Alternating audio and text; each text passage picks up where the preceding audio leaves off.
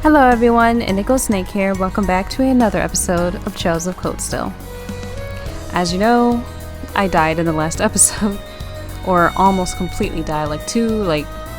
Pretty much everyone except Marine died, and I had to go back to the end. So I came back out here, did my thing with Cosmos or Laura. So I'm back out where we left off. I'm not gonna fight that guy over there because I don't think look, the dude poisons us and confuses us. Like, as soon as it confuses us, it's fail mode. So let's fight this guy. I knew it was gonna be like a difficult battle right there because it's just sitting there. It looks like we're not getting past here while that thing's around. I don't think it'll go down without a fight, no doubt. And I'm pretty sure it's not going to let us sneak up on it from behind. That does pose a problem then. We're left with no choice but to overwhelm it through sheer force. Laura is able to use an S-Craft, which is more powerful sort of craft. S-Craft requires over 100 CP and can be used at any time irrespective of battle order by consuming all the user's remaining CP. Okay.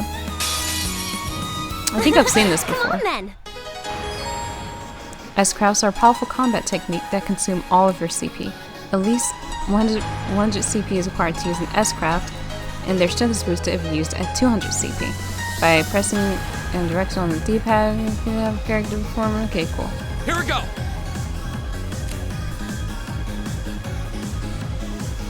I think I've seen her do this already. So let's just have her do it, guys. They clearly want us to do it, so. Okay, let's do it, these three over here. Behold, my most powerful strike! Radiant blade dance! Nice. I feel like we actually did this already. My turn! Alright, so let's get our strength up. Alright, let's do this! Got it, leave it to me. I can do this. Oh, we're not even linked up anymore. Because we died. Alright, let's see what they're weak to. Ooh, they're really weak to flames. Burn! Nice. My turn. Alright, we're gonna do Resounding Give it up, Beat, everyone. as we always do.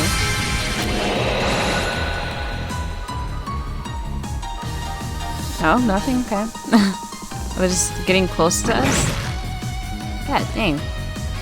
Here we go! Oh. Is his health going down? Okay, I'm gonna link with Laura, of course. And I'm gonna do the Autumn thing. There! Autumn Leaf Cutter. There you go. Hell yes. Right. Who is weaker? Alright, they're about the same. Go. I'll take you up! Right!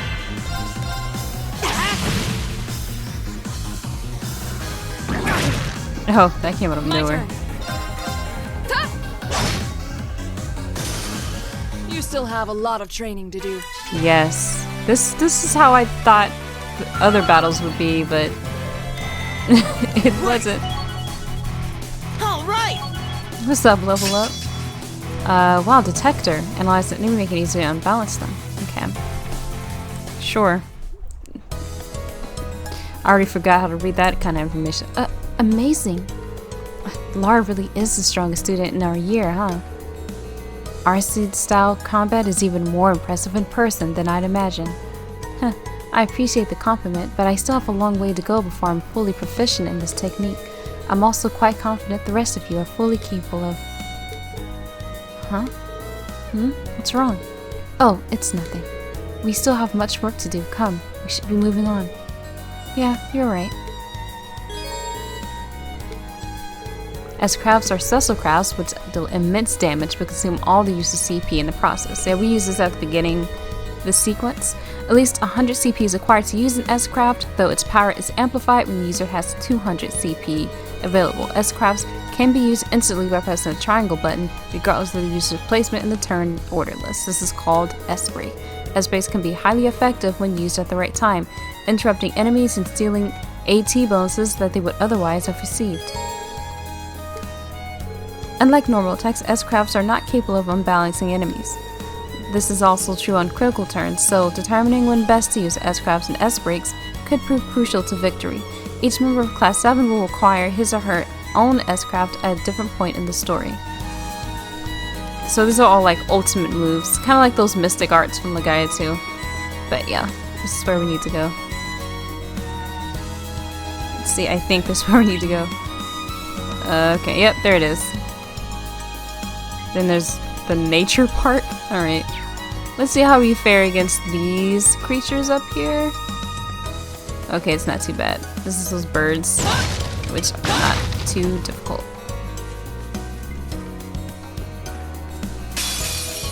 Is everyone okay?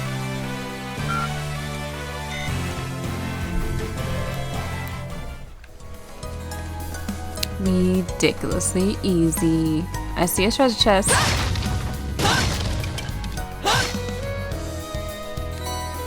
Tear bomb, we need as many of those as possible. It's a treasure chest!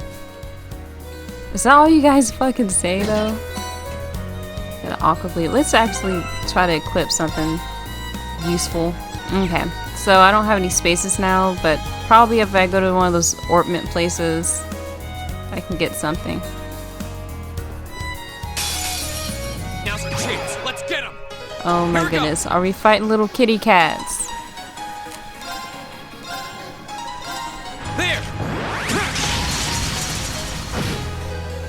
Oh yes. It's my turn.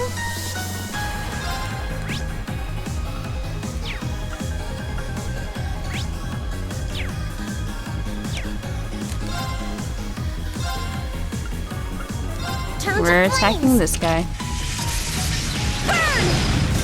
My turn.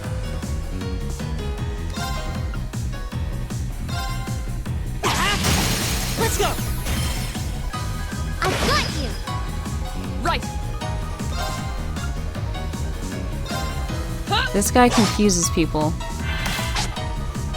Fool. Yes. Oof. That guy can fuck it up for everybody. Like, as soon as it confuses you, I don't have a thing to cure confusion right now. Too slow. Wow, there's a lot of evasions going on. I'm gonna attack these two. There. Right. I think it's just one. Okay. Right. Finish it off. I can do this. Wow, she gave that dude poison. That takes care of them. Nice. We got U material. It's great. We could potentially upgrade our weapons. Oh, we need that Kyria bomb. Hell yes. Alright, where the fuck are we going now? Okay, I'm gonna go up and make a right. Gotta catch all the treasure chests.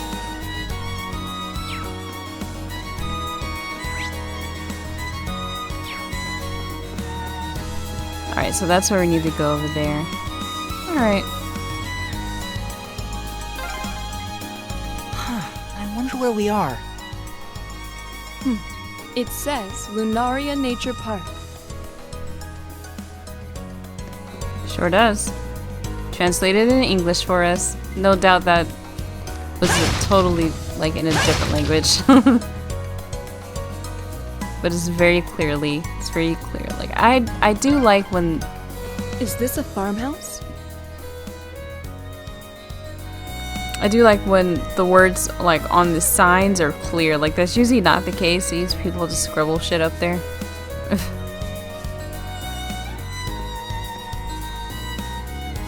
Alright, I guess we can just go the fuck in.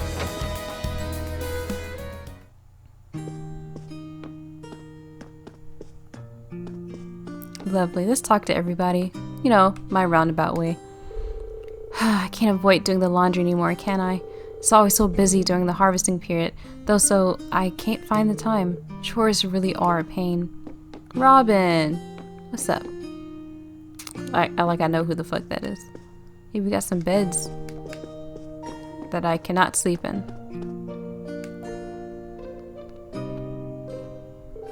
Excuse me, would you happen to be Paul? That's right. Who might you be?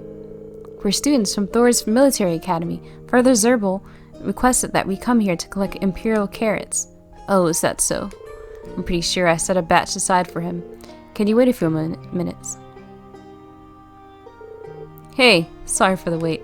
Here you go. Wow, I didn't think I'd ever seen carrots this color before. Likewise, they certainly do seem nutritious though. Don't they? They're actually rare enough that people present them to the Imperial family as gifts. They're said to have medicinal properties on top of being nutritious too. So make sure you're careful while carrying them back. Understood. Leave it to us. That should be everything we need, right? Yeah, let's report back to Father Zerbal. Verbal. This is verbal. That was. It's so much reading in this game. Oh man, such is the way of JRPGs. But it's way less than it could have been. Like, whoa. Like, JRPGs have come a long way. That's all I have to say. Like, the voice acting used to be reserved for very select scenes. It's not that way anymore. So, I'm curious about what the fuck this is. Alright, is anyone gonna stop me from going into the park?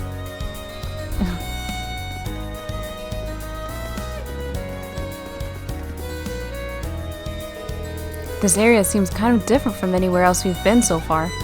Lunaria Nature Park, huh? Seems less like a park and more like a forest.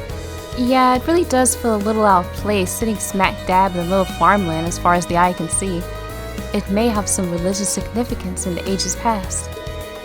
Perhaps it's a place where animists of ancient times chose to enshrine the spirits of the forest. There's a place much like that in my hometown. Yeah, there's one in mine too.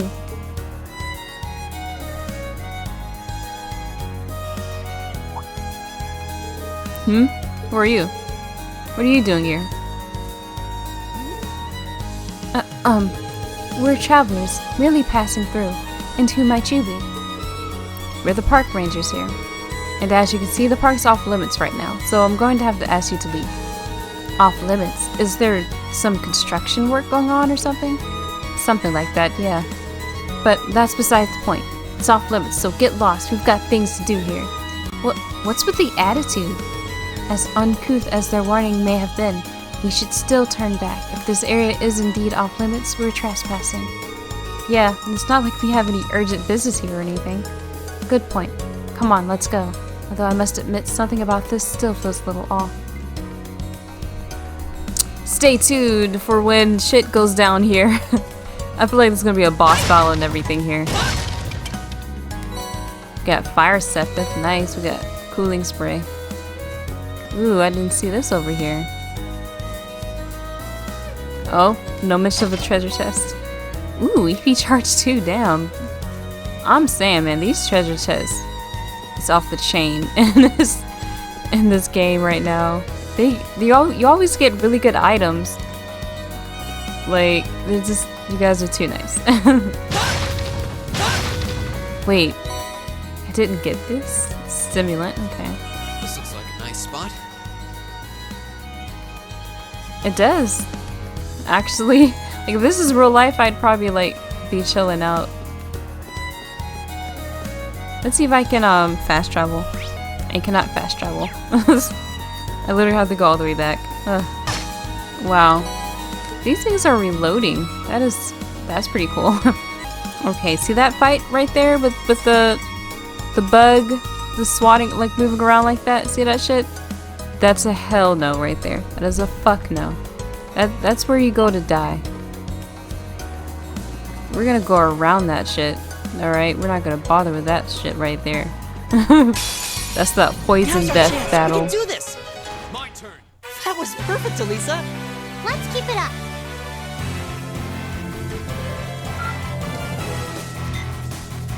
Nice, that was cute. I still don't have anything for confusion though. I got blind, still burn, faint, sat down. I got carrier bomb for the rest of that shit, but nothing specifically for confusion. This game sets you up for failure, man. Like, generally, like, if you have something like that, generally they have, like, a shop nearby that has items for that can counteract that, but they don't have that shit here. They're like, yeah, fuck you. Yeah, we know we know that you're about to get confused and all that shit here, but that don't mean we gotta have items for it. You're just fucked. Oh man, this game is hardcore. Unless I missed it. I could have just missed it, but I haven't seen anyone selling anything that could remotely help me with that. Well, let's finish up this quest.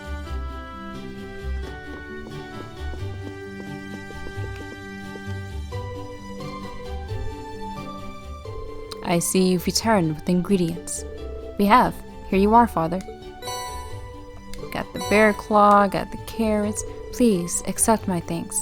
Now I can get back to making the medicine. I'd like to accept these as well. I'd like you to accept these as well as a token of my appreciation. Receive. Ooh, yes. Oh, Celestial. I don't know what's that for. Thank you, Father. Did you happen to make these as well? That's correct. There's not much of it, but it should come in handy. Thank you for your concern. I did her voice wrong. We'll make good use of these. Good luck with the remainder of your task, and may Adios' guidance be with you. Complete. We did it. Let's check out what's, like, he gave me some really good items. What's this? 2,500, which is just overkill. I don't think anyone has that much HP. The Celestial Bomb cures KO. Oh, I definitely need that because I don't have any more revives at all. Just have carry a bomb. Oh, we definitely needed that shit. Thank you, Father. Jeez. Okay, I already talked to this girl already. Alright. Guess I'll be praying to Adios for more of those. So, let's go to this other thing over here. Thing that's, required. Oh, I haven't been in here, have I? What do they sell? Oh, I take it you are those students from the market manager was talking about. Well, feel free to take a look at my wares. They might not compare to what you get in bigger smithies, but they should come in handy either way. It's like, do you have a shop talking about you got shit? Uzuki, light bow. Everything is way better here. Armored vest. Oh, we need this. Alright, let me see if we can sell. Oh, exchange. There you go. Alright, so I do have some money now. But I want to combine shit. I want to talk to people who combine shit. I don't want to just outright buy a new weapon. Or actually, maybe I do need to actually buy a new weapon, actually. Let me get one new weapon out here. One for Rean. This is 800. Yeah, we're getting him one. There you go. Oh, I'm not even sure if I equipped it. I'm not even sure if I even actually did that shit. Well, these aren't even expensive. Yeah, let's get one of these. Give it to her. I'll get you as last. I need my main girl to be... Yep, I need you to be up with that shit. See, 600 or 400. Yeah, I don't have any more money. I'm broke once again. Alright, let me switch this up with Uzuki. Like from, you know, Shion Uzuki from Xenosaga. Everybody gets that reference. I'll take my leave. Oh, he looks a little cute. Samus, hello. Welcome. This is the shop's Orbital Factory. Oh, you wouldn't happen to be the students from Thor's, would you? That's correct. We're here in regards to your request. It involved replacing the orbment light in a road lamp on the highway, right? Could we ask for the details? Sure. Let's get right to it. As you read, one of the road lamps on the western highway stopped working the other day. And the cause of that is the orbment light inside it breaking. So basically, I want you all to go switch the broken orbment light for a new one. Speaking of which, here you go. Okay, cool. We got a light. So all that's required of us is to replace the broken one with this then? Yep, that's about the size of it. So where exactly on the western highway is it? Once you're on the highway, keep heading north until you can see a place called Lunaria Nature Park. There's a windmill in front of it that you can't miss. The lamp's near there. Make sure you check the maintenance panel to be sure that it's the right one. It'll have BO2 written on it. Near the windmill in front of the nature park. Understood. Is it safe to leave such work in your hands? I believe none of us have any experience related to this. Don't worry, pretty much anyone can do it. All you're doing is taking the light out and putting the new one in. Simple. I guess the most difficult thing about it is remember the code to unlock it, but you can just write that down. There's a code? Yeah, you need to input it so you can open the maintenance panel. Let's see here. The code is for BO2's 466515. Guys, hold on. I'm gonna write this down.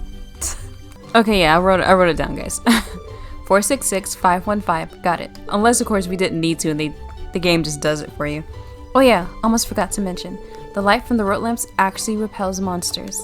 So in other words, in places where there's no light, there's much more likely to appear.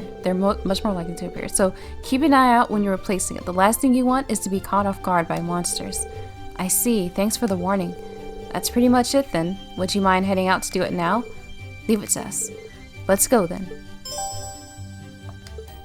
Cool. Might as well start the other one as well. Oh, I should have came here first. Let's see if I can look at the ornaments here.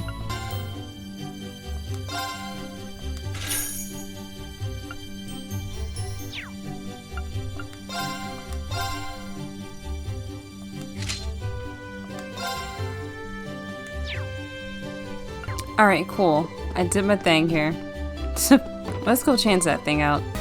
Alright, this is where we need to be, right here.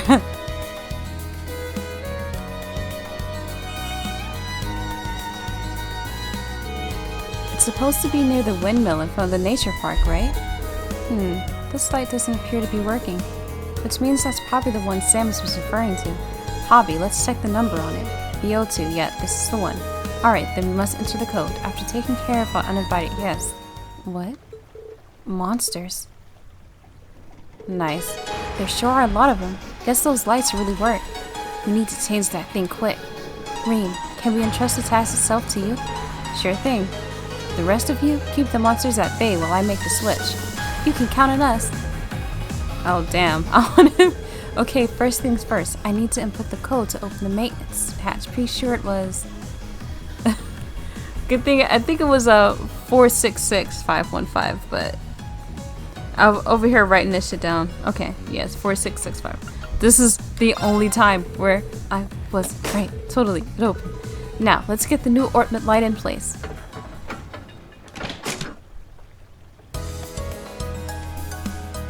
Oh, thank you so much for your help. Looks like things have finally calmed down. Thankfully, hard to believe how much of a difference those things make. You got that done in record time, Rean. Yes, I was expecting the process to take much longer. Well, it was a pretty simple procedure, since I wasn't being harangued by monsters the whole time anyway. Heh, still, good job. And I guess that's a wrap. Yeah, now you just need to report back to Samus. Cool. Wow, that was so easy, guys. I guess we weren't supposed to remember what the fuck. Yeah, that was supposed to be way harder, but good thing I wrote that shit down. Hey there, I take it the job's done? It is. Allow us to give you a detailed report on it too. We're gonna explain what happened while they replaced the ornament light. We have the old ornament light here too. Thanks, I'll get this fixed up so it can be used again. Glad you all are safe after dealing with those monsters though. They were hardly a threat. We did take the request up knowing it could be dangerous after all. You military academy kids really are a tough group. Oh yeah, can't forget to give you a reward now, can I? Ooh, detection. Are you sure we can take one of your quartz? Of course, you did some solid work, you know. Thanks for the help. Feel free to come along whenever you need to give your ornaments a checkup. Whoa, what is that ornament?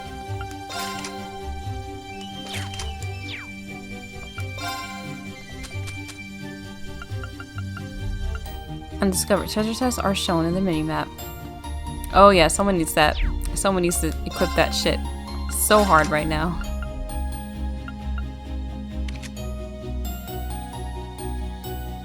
Wait, why are these things unopened and shit? I thought I opened slots. Okay, here's one person. Alright, you need detection on. There you go. I wonder if it matters, like, who's, like, on the party. Alright, cool. Alright, well, this would be a great time to stop. We did a whole quest. It went off without a cinch. I didn't die this time. And we got some new fucking weapons. I don't think it looks much, I don't know, I wasn't looking, but I don't think it looks much different. So, if you've enjoyed this, please subscribe to me for more episodes. I'm also on Twitter at IndigoSnake16, links in the description below. As always, can't wait to see you next time. Bye-bye.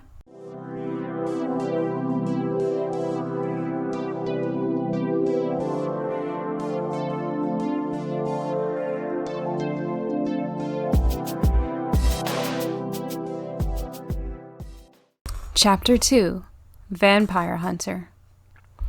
As the world blurred, he caught a fleeting glimpse of a geometric shape pass before his eyes. It was the sole of a boot, moving at incredible speed. With a bone-crushing thud, the woman was thrown aside, and Alphonse's field of vision filled with the night sky. Free from the woman's grasping fingers, he coughed furiously, sucking in as much fresh air as his tortured throat could manage. "Are you all right?" asked a clear voice beside him. The source of it was a second woman, who he was certain had not been there moments ago. She wore a navy blue overcoat, paired with a matching navy blue beret. Her ash blonde hair reached as far as her neck, and her features were dignified, though they still retained her clear vestiges of childlike innocence. At a guess, she seemed to be roughly the same age as Alphonse himself. So many people are the same age as Alphonse. Still busy processing the recent events, Alphonse made no reply to her query.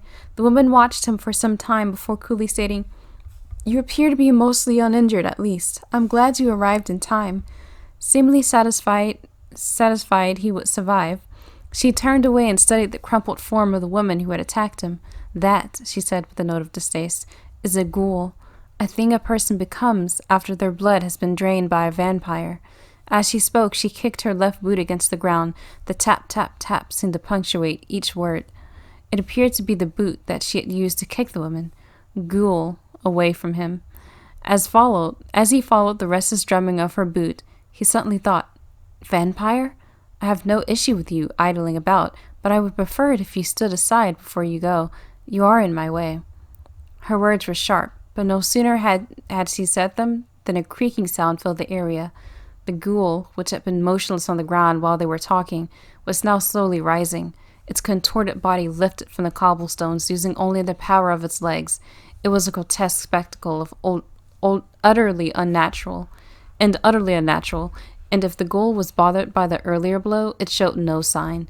Without warning, the ghoul suddenly kicked at the ground like a wild beast, propelled itself towards them. Alphonse jerked to his feet and leaped forward to shield the blonde woman. The exact moment that the ghoul's nails reached Alphonse, the blonde woman behind him calmly put her hand in her overcoat pocket. In one smooth motion, she drew something out. It was a long, thin rapier, or rapier, who knows. Its surface was a radiant silver, polished to a mirror-like shine that reflected the smoldering glow of the red moon. Without a moment's hesitation, she thrust the rapier forward.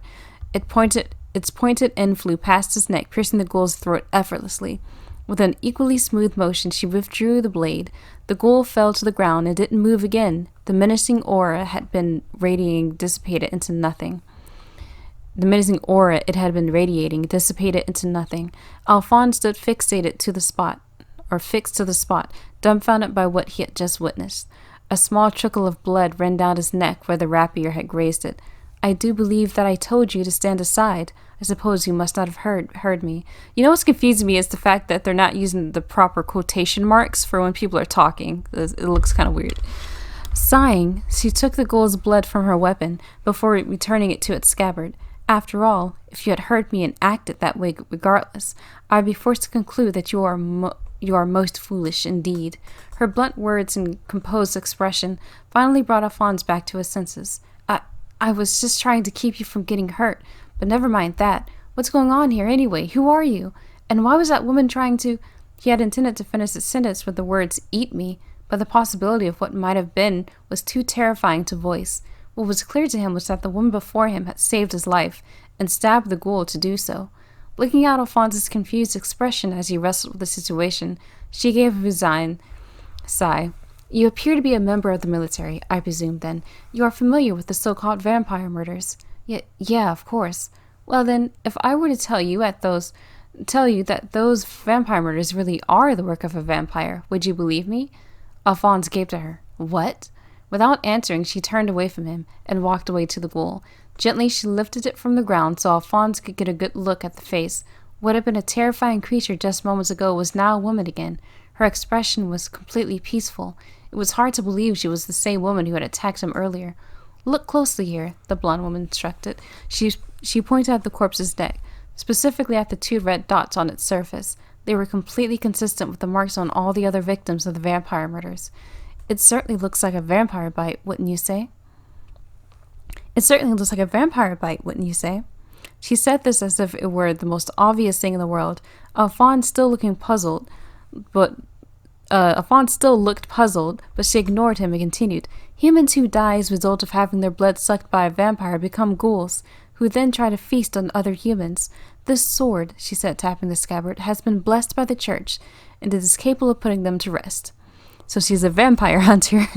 Her words brought the bizarre spectacle he had just witnessed back to the front of his mind. While he was interested in the church part of her statement, he had more pressing questions to ask. "You're seriously saying that this was the work of a vampire? Do you really expect me to believe something so ridiculous?" "Whether you choose to believe it or not, it is the truth. A very unfortunate truth, but the truth nonetheless," she said in the same cool, disinterested tone. Alphonse struggled with it. The truth, as she presented it, beggared belief. And yet, everything she said added up and seemed consistent. It was equally hard to explain that everything was a lie. He subconsciously touched his throat. The ache there only bolstered his position. He found himself willing to believe her. "There is a vampire in the city, of that I am certain. And I," she continued, placing a hand on her chest, "am here to put an end to it." A period of silence followed. Undeterred, the woman began to talk again. "Still, this is not ordinarily a matter that laymen should be involved with, so I would recommend that you forget all that you have seen and heard here. And I would prefer," she added with a meaningful glance, "if you kept all of this to yourself as well." She turned to walk away. "Then why would you tell him all that, if you don't want him to tell it to anybody?" "Wait," Alphonse called out to her. He swallowed, stood a little straighter. Will you allow me to help you?" The blonde woman came to an abrupt halt. She turned her head to look at him. It was clear that his sudden question had caught her off guard. Slowly, she faced him completely. "Well, I certainly was expecting you to propose something quite that ludicrous. What could I possibly stand to gain by allowing you to help me?" Her tone was as sharp as ever, but Alphonse was unfazed. "Around 10 years ago, both of my parents were killed. They died the exact same way as the victims of the vampire murders." "Ha!" Shock showed through the woman's normally blank expression. Alphonse continued. "I don't remember much about that day, but there's one thing I can't forget. One thing I'll never be able to forget." As he spoke, the memory returned vividly to him. Roughly 10 years ago, Alphonse and his family had lived in a village in a remote region of the empire. His father was a member of the army, serving in a unit stationed nearby, but it was an uneventful post and they lived a quiet life. It was as normal and peaceful an existence as one could have until that fateful day when Alphonse returned from playing outside. It was then that he saw a sight that would be burned into his memories, his dreams, forever. There in his home, he found the corpse of his parents, laying in a room stained with blood. Their bodies had been drained, their necks were marked by strange bites. The incident was so unpleasant and bizarre that even then there were those who believed that it was the work of a vampire. The army conducted an investigation but were unable to find any clues that would lead them to a suspect, and eventually the case was deemed unsolvable. Left with no living family, Alphonse was taken in by his father's best friend and fellow soldier in the army, Gerard, and ended up living in Heimdall. If what she was saying was true, and vampires really did exist, then maybe one was actually responsible for his parents' death. From the look on her face, it seemed she too thought that could be the case. Alphonse shook his head, though it was more for himself. "It doesn't really matter if it was the work of a vampire or not. I feel as though by solving this case, I'll finally be able to move on from what happened that day. That's why." Another long silence fell between them. The blonde woman seemed to be deep in thought, and Alphonse waited patiently for her reply. Eventually, she let out a short sigh. As part of the army, you have access to restricted information on the murders. Perhaps your assistance might allow me to find the vampire more quickly. She put her hand inside her coat and took out a short sword with the same silvery glow as the rapier she had used earlier. This will allow you to fight against ghouls and vampires. If you'll be cooperating with me, I expect you to protect yourself. Alphonse glanced at her face. Her expression clearly said that she wouldn't brook any nonsense. His resolve would need to be firm and unwavering, and he would need to be prepared to encounter more ghouls like the one from before. Furthermore, he would have to be ready to face the vampire that lurked in the city once and for all. With a resolute air, he accepted the sword from her. My name's Alphonse, but everyone just calls me Al. The blonde woman looked down at her now empty hand, and the corners of her lips curved up silently. She raised the edges of the skirt underneath her coat and gave him a respectful curtsy. My name is Rose. I imagine that our time together will be brief, but I look forward to working with you nonetheless. Oh, that's why the story is called Red Moon Rose. This reads so much like an anime. Like, why does it remind me of Full Metal Alchemist combined with, like, Vampire Hunter or some shit like that? Let me know if you guys are enjoying this or even care what the fuck I'm reading right now. Alright, guys. I'll see you later.